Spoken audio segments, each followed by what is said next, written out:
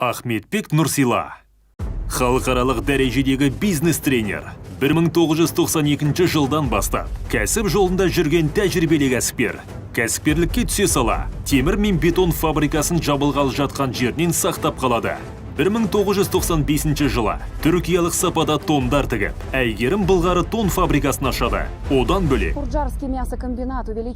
қазіргі таңға дейін жұмыс жасап жатқан Швабский колбаски өндірісін іске асырады.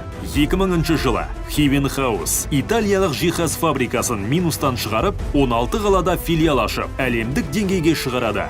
Елбасы Нұрсұлтан Назарбаев арнайы келіп құттықтап, президент жанындағы кәсіпкерлер одағына мүше қылып сайланады.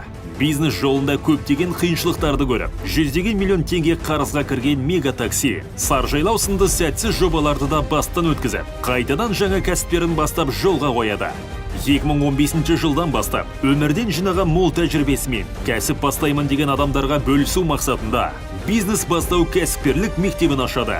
Алғашқы қазақ тілді кәсіпкерлікке даярлау мектебінде 12 мыңнан аса адамды нөлден кәсіпкерлікке дейін тәрбиелеп, 80% салаларын таңдап, кәсіптерін бастап кетті.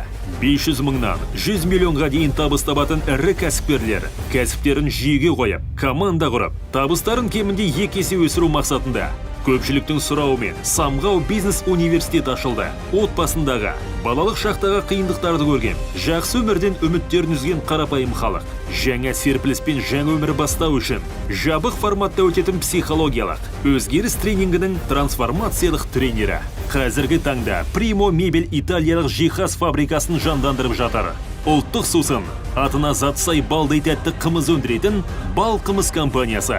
Ұлттық өнер, бабалар сазы этно-фольклорлық ансамблінің негізін салушы Ахметбек Нұрсила. Білім саласында да өз үлесін қосып, миды басқару және есте сақтау қабілетін жақсартуға көмектесетін мега жады курсын ашып, Шаталов методикасы бойынша дайындап, оқу озаты қылатын математика оңай курстардың негізін қалап, қолдау көрсетуде.